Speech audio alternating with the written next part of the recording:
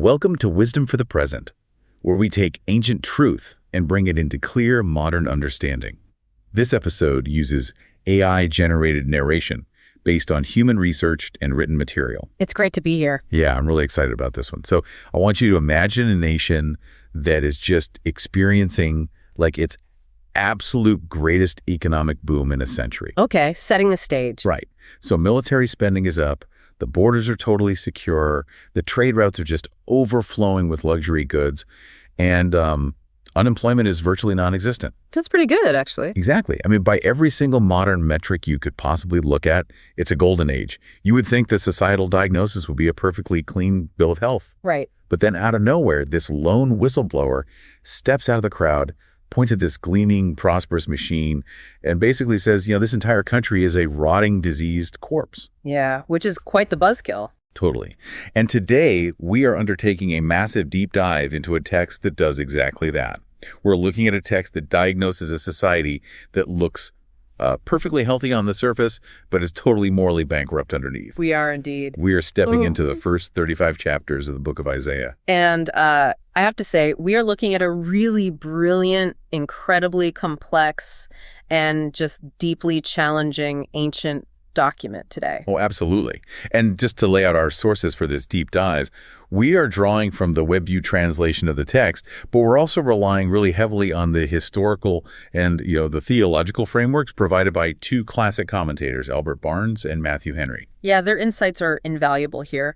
Our mission today is to basically pull the core wisdom out of a document that was written during a time of massive political upheaval. Right. And we want to translate its 8th century BCE realities into modern life applications because, the first thing we need to do is orient ourselves to the geopolitical map of Isaiah's world. Which is fascinating, by the way. It really is. Albert Barnes's commentary offers this stunning perspective on it. He actually calls the time of Isaiah a forming period of world history. A forming period. I like that phrase. Yeah, because to put it in a global context, Rome was literally just being founded around this time, like 753 BCE. Wow, so right at the very beginning. Exactly. Carthage was just a new settlement. The Kingdom of Macedon was just taking shape.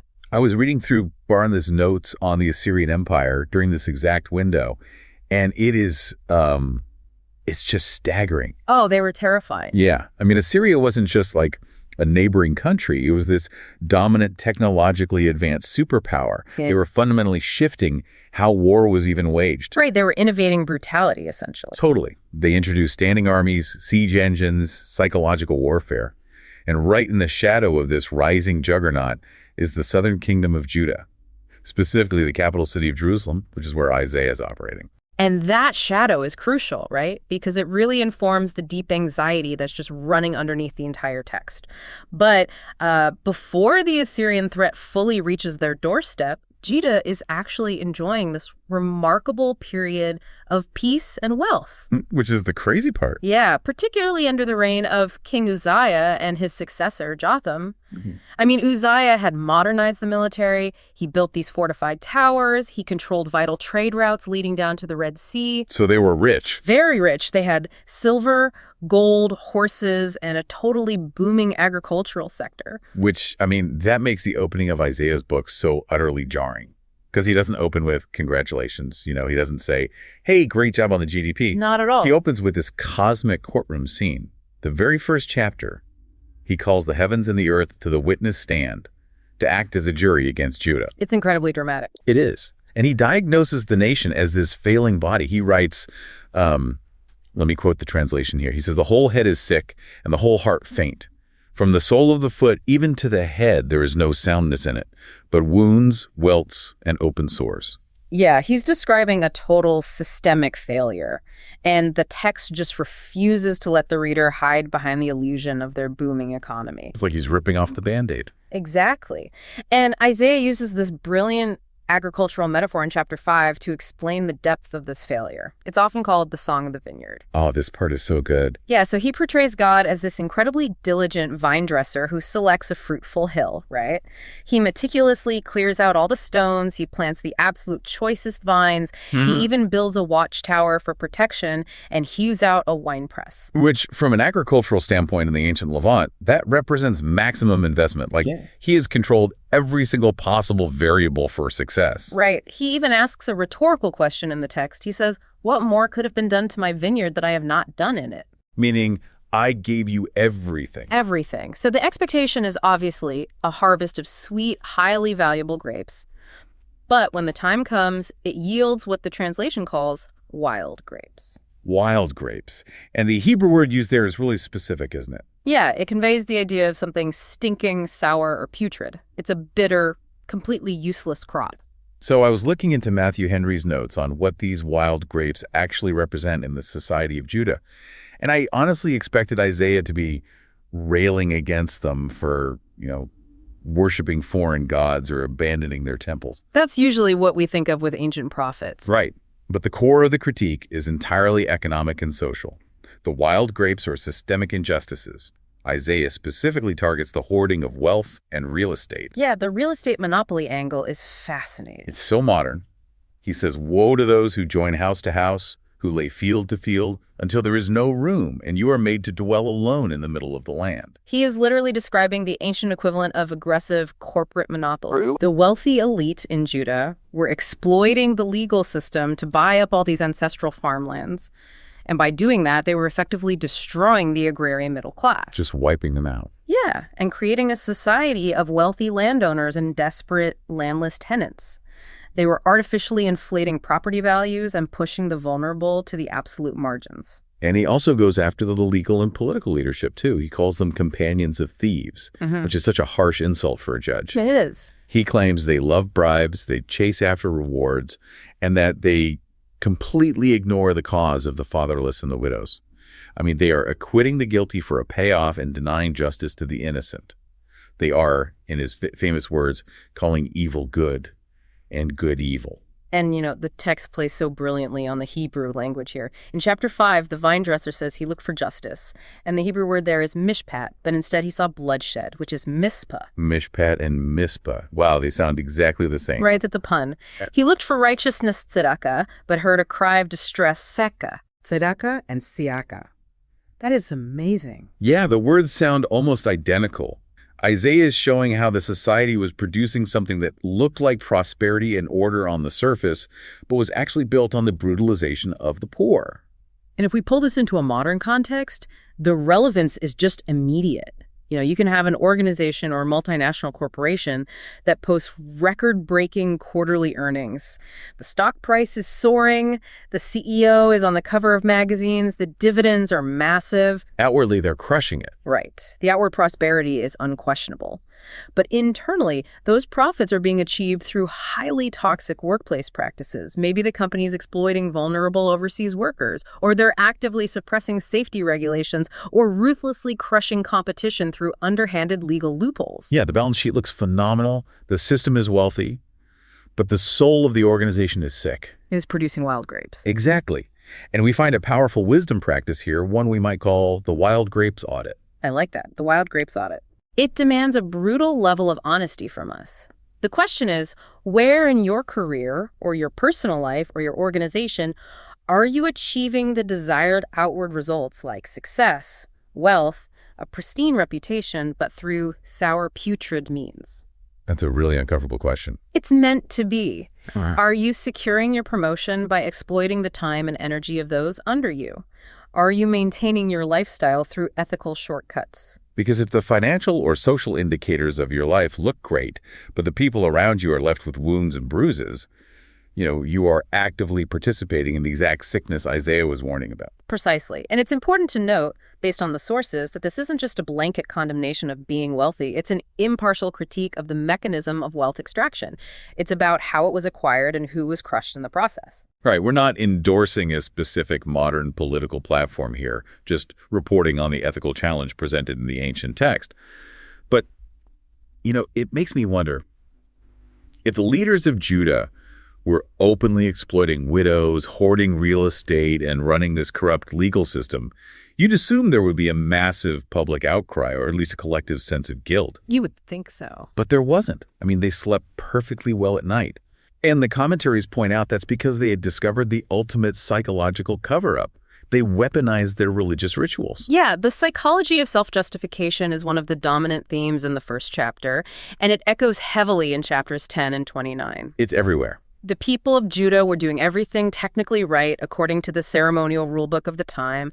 They were bringing the required sacrifices. They were observing the new moon festivals and the Sabbaths. They were burning incense, and they were holding solemn public assemblies. Checking all the boxes. Checking every single box. And the response they get from the divine is absolute, unmitigated rejection. The text is staggering here. God says, I have had enough of your burnt offerings. He's just fed up. Completely. He declares their incense is an abomination, their festivals are a burden, he is exhausted from bearing. And this is the wildest part when they spread out their hands to pray. He says he will actively hide his eyes from them. And the reason given is chilling in its brevity. He just says, your hands are full of blood. Wow. Yeah. In chapter 29, the situation is summarized perfectly. It says, this people draws near with their mouth and honors me with their lips, but they have removed their heart far from me. I have to say, Matthew Henry's commentary on this dynamic stopped me in my tracks. Henry is so sharp on this. He really is. Yeah. He points out that the wealthy elite of Judah actually believed they could bribe the cosmos. Yes. Bribed God. Right. They thought they could offer the Almighty a few fat sheep to look the other way while they oppressed their neighbors. They were essentially projecting their own corrupt, bribe-taking legal system onto the universe. That is such a profound insight. They operated on the assumption that God, just like their local judges, could be bought off with a sufficiently impressive public display. It is the ultimate perversion of faith, isn't it? They treated their religious observance not as a transformative relationship, but as a transaction to secure divine immunity for their unethical behavior. And this represents a massive obstacle to growth for people today, because we see this constantly in what I call checklist morality. Oh, say more about that. Well, modern listeners, whether they are deeply religious or entirely secular, we often prefer moral frameworks that are easily measurable. We want tasks we can complete. We want to feel like we've done our part. Exactly. You attend a service, you donate 10% of your income, you post the correct socially conscious hashtag on your timeline, you volunteer at the food bank once a month. It's highly manageable. And then you get to feel good about yourself. Right. But the terrifying countercultural wisdom in Isaiah is that the ultimate moral arc of reality completely rejects our good deeds if they are being used as a smokescreen to cover up how we mistreat people in the mundane, everyday moments of our lives. This completely destroys the artificial wall we try to build between our public spiritual persona and our private ethics. It really does. You cannot be a tyrant to your employees or a bully in your neighborhood or someone who chronically deceives your spouse and then expect inner peace or divine favor simply because you engage in daily meditation or attend a wellness retreat or sit in the front row of a religious service. Because the universe does not accept bribes. The universe does not accept bribes. Exactly. But thankfully, Isaiah doesn't just leave them with a diagnosis. He gives them a very specific, practical action plan to dismantle this illusion. In chapter 1, verses 16 and 17, he lays out a three-part imperative. He says, cease to do evil, learn to do well, seek justice, relieve the oppressed. And the sequence of those verbs is incredibly important. Break that down for us. First, cease. Before you attempt to perform any grand, heroic gestures of righteousness, you must stop the immediate harm you are causing. Make the bleeding stop. Right. If a factory is dumping toxic chemicals into a river, the first step isn't to build a beautiful park downriver, you know? The first step is to shut off the pipe. Cease to do evil. That makes perfect sense. And the second step is fascinating to me. Learn to do well. Yeah, it doesn't say just do well. It says learn to do well. Right. The text openly acknowledges that doing the right thing, especially in a deeply corrupt society, is not instinctual. You have to be re-educated. Because your normal is skewed. Exactly. You have to intentionally study what goodness requires in your specific context. You have to listen to the people you've been marginalizing and really understand the impact of your actions. And finally, seek justice and relieve the oppressed. This is the proactive, systemic step. Taking action. Right. Once you have stopped the harm and you've educated yourself, you must use whatever power, privilege, or platform you possess to actively dismantle the corrupt systems. You have to defend those who lack power. It is a demand for engaged, ethical citizenship. Okay, so if that is the message, that the wealthy are corrupt, their religion is a farce, and they need to completely overhaul their society, you can imagine how deeply unpopular the messenger is going to be. Nobody wants to hear that. No. Delivering this indictment to a society that is rich, proud, and in deep denial is a nearly impossible task. So to understand how anyone could possibly shoulder that burden, we have to look at how Isaiah himself was equipped for the job. Which brings us to chapter 6. We find the origin story of his vocation here. And the chapter opens with a highly specific historical timestamp. It says, in the year that King Uzziah died. Which, to modern ears, that just sounds like a random date on a calendar. Yeah, it doesn't mean much to us. But in the 8th century BCE, that event was a psychological earthquake. Explain why? Well, King Uzziah had reigned for over 50 years. I mean, for the vast majority of the population, he was the only monarch they had ever known. He was an institution. He was the architect of their economic boom and their military security. So he was basically their entire sense of stability. Totally. When a figure like that dies, especially with the terrifying Assyrian Empire looming on a horizon, it triggers a profound national crisis. The psychological bedrock of the nation is cracking. And it is precisely in the middle of that national anxiety, that terrifying vacuum of power, that Isaiah experiences a staggering vision in the temple. It's such a wild scene. It is. He doesn't see a panic-stricken nation. He sees the Lord sitting on a throne high and lifted up, with the train of his robe filling the temple. Above him hover the seraphim, these fiery angelic beings, calling out to one another, "Holy, holy, holy is the Lord of armies. The whole earth is full of his glory." And the foundations of the threshold shake at the sound of their voices. Right. And the house fills with smoke. Exactly. It's an encounter with absolute terrifying purity. And Isaiah's reaction is incredibly telling here. Because confronted with the divine, he doesn't take out his notebook and start listing the sins of the king, or the corruption of the real estate developers, or the hypocrisy of the priests. He doesn't point the finger at anyone else? Right. His very first reaction is sheer terror at his own state. He cries out, "Woe is me, for I am undone, because I am a man of unclean lips, and I live among a people of unclean lips." This is a vital moment of spiritual psychology. Confronted with true holiness, Isaiah immediately recognizes his own complicity in the sick system he is about to condemn. He sees his own wild grapes. Exactly. He realizes that he too is infected by the wild grapes. Think about it like a modern whistleblower.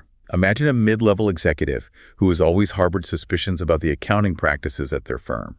And then one afternoon, they accidentally get access to a hidden server that reveals the sheer, staggering scale of the fraud. It goes all the way to the board of directors. It's systemic, it's devastating, and it's undeniably illegal.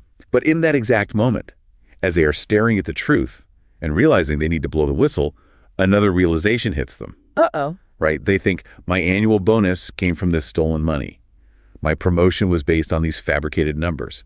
My entire lifestyle is funded by this fraud. I am part of the machine. They see the absolute corruption of the system, but they simultaneously realize their own hands are dirty. Exactly. And the text provides a visceral, painful resolution to this complicity. It's not a gentle cleansing, is it? No. One of the seraphim flies to Isaiah, carrying a live, burning coal taken directly from the altar with tongs. The angel presses the burning coal against Isaiah's mouth and declares, "Behold, this has touched your lips, and your iniquity is taken away and your sin forgiven." The purification process is fire. It is a painful cauterization of his complicity. Yeah, and the coal represents the agonizing but absolutely necessary process of facing our own deepest flaws before we can be credible agents of change in the world. Because without that fire, it's just hypocrisy. Exactly. Only after Isaiah has been burned clean does the voice of the Lord ask, "Whom shall I send, and who will go for us?" And Isaiah responds with the famous declaration of vocation. He says, "Here I am, send me." But I have to push back on what happens next because it feels incredibly paradoxical to me. Oh, the mission briefing. Yeah, Isaiah volunteers for the mission, but when he is handed his briefing, it sounds like he's being set up for catastrophic failure. It really does. He is told to go and preach to the people, but the directive is, make the heart of this people fat, make their ears heavy and shut their eyes, lest they see and understand and turn again and be healed. It's so backwards. Right. Why on earth would the divine send a messenger on a mission that is explicitly guaranteed to fail? Why speak truth if it's only going to make the audience more stubborn? Well, according to the commentaries, it is one of the most difficult theological and psychological paradoxes in the entire text. So much so that it is quoted repeatedly in other ancient texts later on. It's a huge stumbling block. But the instruction here isn't a literal desire for failure. It is a dramatic, ironic statement describing the inevitable psychological reality of confronting entrenched arrogance. Oh, I see. When people are deeply invested in their wealth, their power, and their self-justifying illusions, when their entire identity is wrapped up in the wild grapes bringing them the searing light of truth, rarely results in a polite apology. They don't just say, oh, thank you for pointing that out. Exactly. It triggers the backfire effect. They double down. The truth threatens their worldview, so they shut their eyes tighter and cover their ears. The message itself hardens them. That makes total sense. The text is revealing the incredible burden of true leadership and prophetic vocation. If you are called to speak truth to power, to call out systemic injustice in your workplace or your community or your family, you have to understand that your success cannot be measured by immediate applause or sudden reformation. It's not about being popular. Not at all. Often, doing the right thing will simply make people defensive, angry, and hostile toward you. The calling of Isaiah is a calling to profound faithfulness to the truth, utterly detached from the demand for guaranteed popularity or immediate metrics of success. So the reflection for us today is really a question of posture. When you are faced with a monumental task or a brutal conversation or a calling that you know will be met with fierce resistance, are you willing to adopt the posture of, here am I, send me? And far more importantly, are you willing to submit to the hot coal first? Wow, yes. Are you willing to experience the painful purification of your own ego and complicity before you dare to point a finger at the corruption of others?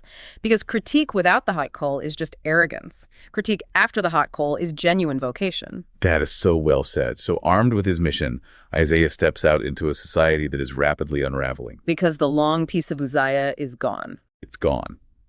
And the geopolitical pressure cooker is about to explode. This brings us to a profound exploration of human panic and the folly of misplaced trust, which primarily unfolds in chapters 7 and 8, and then echoes powerfully later in chapters 30 and 31. Yeah, we move into the reign of King Ahaz, and the situation is dire. Really dire. The northern kingdom of Israel, which is often referred to as Ephraim in the text, and the kingdom of Syria have formed a military coalition. They realize the Assyrian Empire is coming for all of them, and they want Judah to join their anti-Assyrian alliance. Makes sense politically. Sure. But when King Ahaz refuses, Syria and Israel decide to march on Jerusalem, overthrow Ahaz, and install a puppet king who will do what they want. And the psychological state of Judah during this threat is captured perfectly in a single sentence in chapter 7.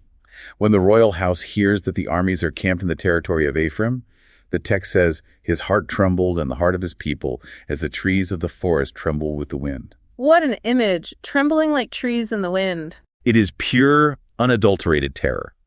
And in the midst of this national panic attack, God sends Isaiah to meet King Ahaz.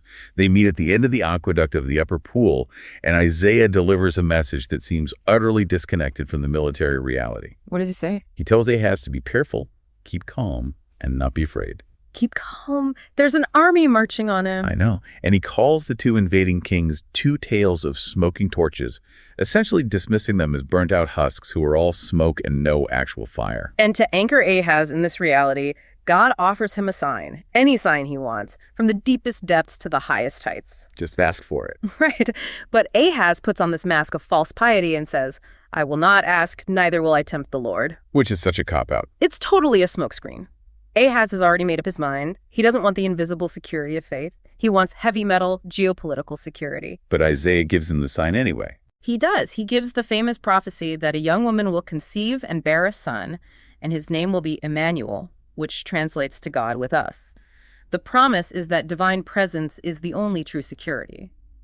But Ahaz rejects the invisible presence. And historical records from 2 Kings tell us exactly what he did instead, which is infuriating. He stripped the gold and silver from the temple. Yes, he stripped the temple and the royal treasury, and he sent it as a massive bribe to the king of Assyria, saying, I am your servant and your son, come up and save me. He invites the ultimate predator into his living room to chase away 2 barking dogs. That's exactly what he does. And that fear-based decision sets off a chain reaction of disaster that plagues Judah for generations. Assyria does indeed destroy Syria and Israel, but then, of course, they turn their sights on Judah. Obvious. Right. They treat them as a vassal state, impose heavy tributes, and eventually lay siege to Jerusalem itself. And years later, when the Assyrian yoke becomes unbearable, the subsequent leaders of Judah try to rebel. But instead of finally learning the lesson of quiet trust, they do something even more tragically ironic, which we see diagnosed in chapters 30 and 31. This is the part that just blows my mind. They decide to form an alliance with Egypt. Egypt. Yeah, they send envoys with riches through the dangerous Negev desert to secure Egyptian chariots and cavalry. And the theological irony here is almost suffocating. Because Egypt was the original site of their slavery. Exactly. It was the place of their deepest historical trauma, the empire from which God had miraculously delivered them centuries earlier.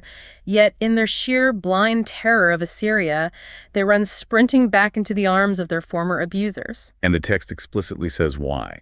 It says they trusted in chariots because they were many, and in horsemen because they were very strong. Isaiah diagnoses this psychological pathology flawlessly in chapter 8. He says the people have refused the waters of Shiloah that go softly. The waters of Shiloah. Right, referring to the gentle, unassuming, steady stream that provided water to Jerusalem, symbolizing the quiet provision of God. Instead of that, they demand the roaring, destructive floodwaters of military alliances. And in chapter 30, the divine offers them the ultimate antidote to their panic. It says, "In returning and rest, you shall be saved. In quietness and in confidence shall be your strength." It's a beautiful promise. But the very next sentence is heartbreaking. It says, "But you refused. You said, 'No, for we will flee on horses.'" This is a profound exposure of human nature. When we are confronted with the terrifying unknown, the quiet waters of patience, integrity, and trusting a slow process feel completely inadequate. They feel like doing nothing. Exactly. Our adrenaline spikes and we feel an overwhelming compulsion to do something drastic, to seize control, to find a strong horse. Think about the modern equivalent of running back to Egypt. Let's say you experience a terrifying period of loneliness or a crisis of self-worth. Instead of sitting with the discomfort and doing the quiet internal work, you run back to a deeply toxic ex-partner. Because it's familiar. Right. The familiar dysfunction feels safer than the terrifying unknown of being alone. Or say you face a sudden financial setback. Instead of restructuring your life with integrity, you go back to a soul-crushing, ethically compromised job you swore you'd never return to, just because the immediate paycheck represents the Egyptian chariots.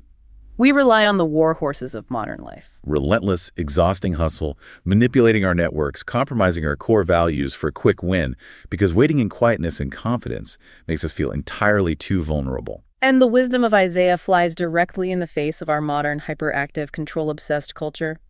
We are wired to fight, to secure our own safety at any cost, to control every variable. But Isaiah offers a terrifying warning here. If you place your trust in the horses, you will spend the rest of your life fleeing. That's a haunting image. The text literally says, you said, "We will ride on the swift, therefore those who pursue you will be swift."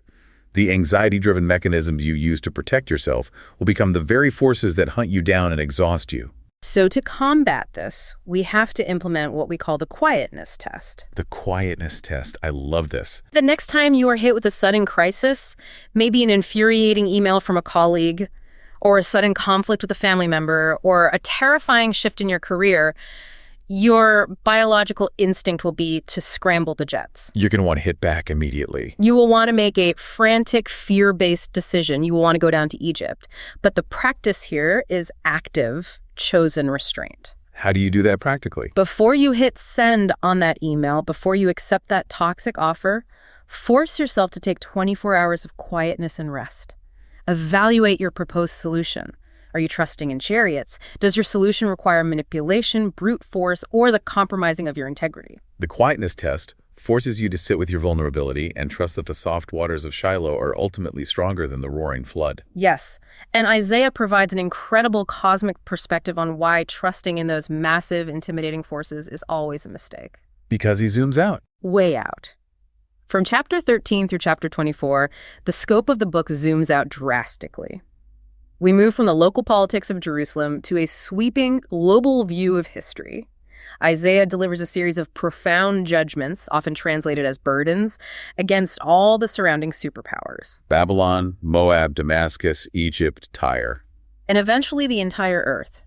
He systematically dismantles the aura of invincibility that surrounds these empires. He's proving that the chariots they are so terrified of are actually made of dust. And the most intense example of this is his taunt against the king of Babylon in chapter 14. Oh, it is brutal. It really is. He addresses the king as the shining one. son of the dawn, who arrogantly boasted in his heart, I will ascend into heaven. I will exalt my throne above the stars of God. It is the ultimate expression of human hubris, the belief that an empire or a ruler has achieved godlike permanence. But Isaiah reveals his inevitable fate. The king is brought down to Sheol, the ancient realm of the dead, and the imagery is brutally mocking. How does he describe it? Isaiah says that instead of a throne, maggots are spread out under him like a bed, and worms covered him like a blanket. Maggots and worms. Yeah.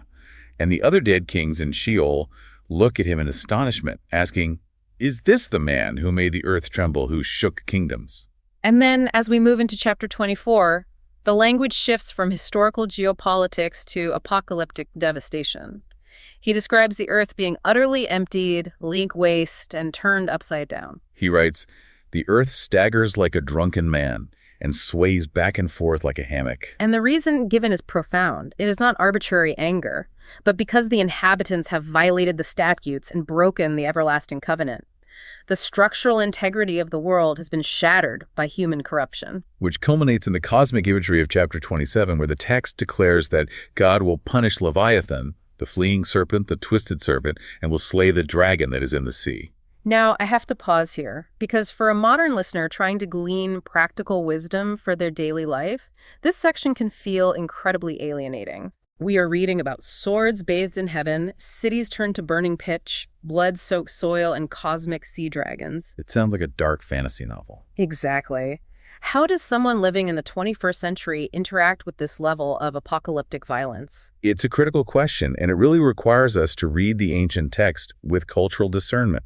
We have to separate the ancient Near Eastern rhetoric of warfare from the enduring philosophical and theological principles underneath it. Right, because we can't just take the dragon literally. No. Let's look at the Leviathan imagery.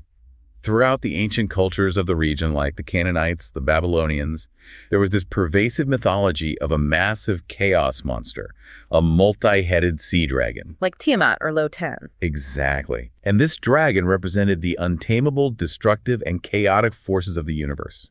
The sea itself was viewed as a realm of death and instability. So Isaiah is co-opting the dominant cultural mythology of his day to make a larger point. Precisely. He is using shared cultural language to assert a revolutionary theological claim. He's saying the divine will ultimately slay the forces of systemic chaos and injustice.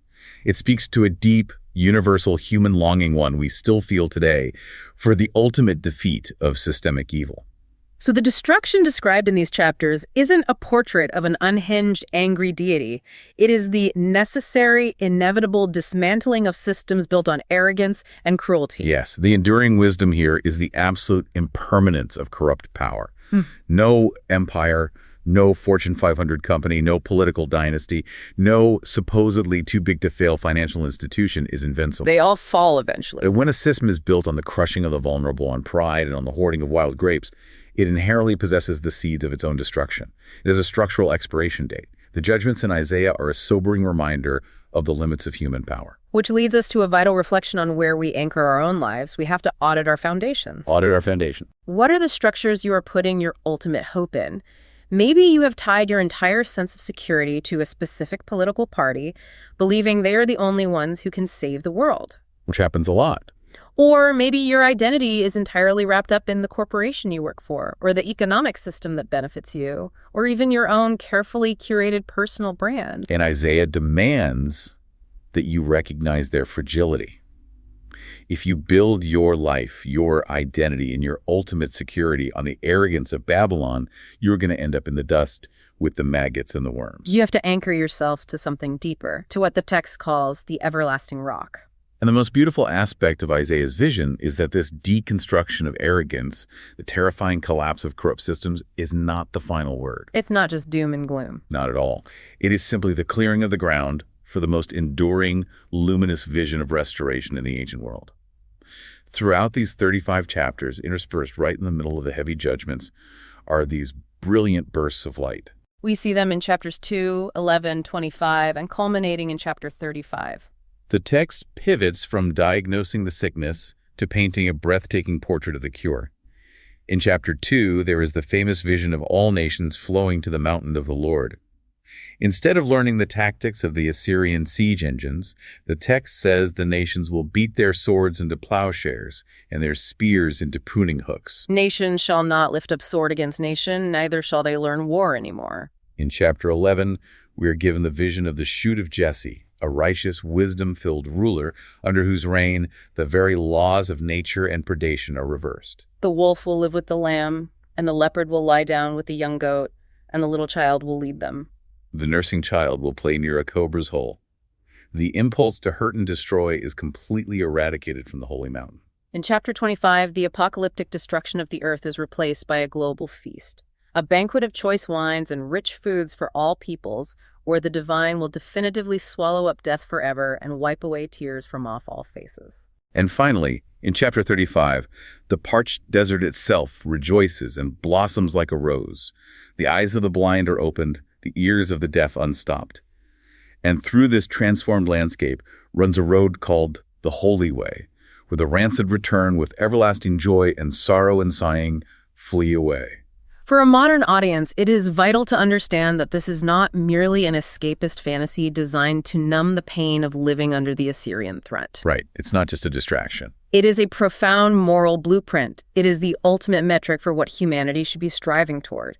It challenges us to look at the massive resources we pour into defense, fear and destruction, the iron of the swords, and imagine a world where those exact same resources and energies are actively repurposed for human flourishing, for the nourishment of the plowshares. I think of it like standing in the epicenter of a city that has just been completely leveled by an earthquake. You are surrounded by rubble, dust, and unimaginable loss. That is a reality of the judgment and the collapse of the corrupt systems. Yeah, you're standing in the ruins. But while you are standing in the ruins, a master architect approaches you, unrolls a massive blueprint, and shows you a rendering of the city that is going to be built on this exact spot. It is sustainable, luminous, and full of life. The blueprint doesn't magically make the rubble disappear. Right. But the promise of what is coming gives you the strength, the hope, and the orientation to start clearing the debris today. That is the precise function of prophetic hope. It anchors you so firmly in a promised future reality that it fundamentally alters how you behave and labor in the present darkness. So how do we participate in that blueprint today? The final practical exercise we draw from this text is the practice of beating swords into plowshares in our own lives.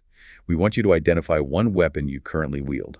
And a weapon in this context is anything that consumes your time and energy for the purpose of defense, destruction, or dominating others. It might be a sharp, cynical wit that you use to cut people down in meetings to protect your own insecurities. Or it might be a ruthless competitive drive that views every colleague as an enemy to be defeated. Or perhaps it is a heavy, rusted grudge you have been holding against a family member, draining your emotional energy for years. Identify the weapon, and then make the conscious, difficult choice to repurpose that exact same energy into something that nurtures and grows the people around you. Turn the iron of the sword into a plowshare. Take your sharp intellect and your wit, and instead of using it to mock others, use it as fierce advocacy for someone who is being marginalized.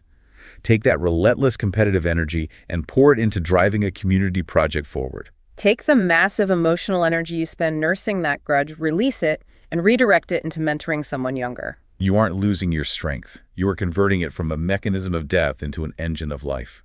That is how you begin paving the highway of holiness in the middle of the modern desert. We have journeyed through an immense landscape today. We've examined the systemic sickness of a society producing the wild grapes of injustice. We've torn down the illusion of using checklist morality to bribe the cosmos. We witnessed the agonizing purification of the whistleblower in the temple. We explored the deep psychological folly of running back to the trauma of Egypt in a panic, rather than trusting the quiet waters. We saw the inevitable collapse of arrogant empires, and we rested in the beautiful, enduring promise of a world where swords are hammered into plows and the wolf lies down with the lamb. It is a text that relentlessly, painfully strips away our favorite illusions, but it does so only to offer us a foundation that absolutely cannot be shaken.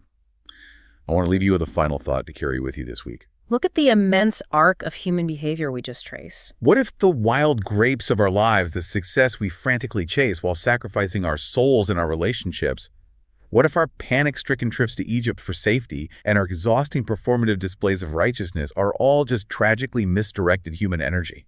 What if we are exhausting ourselves trying to prop up a Babylon that is destined for the dust? What if the vine dresser is simply waiting for us to stop striving, to survive the hot coal, to return to quietness, and to allow ourselves to be cultivated into something genuinely sweet and deeply rooted? That's the heart of this section. This is wisdom for the present, where understanding leads to clarity, and clarity shapes how we see and live. We'll see you in the next episode.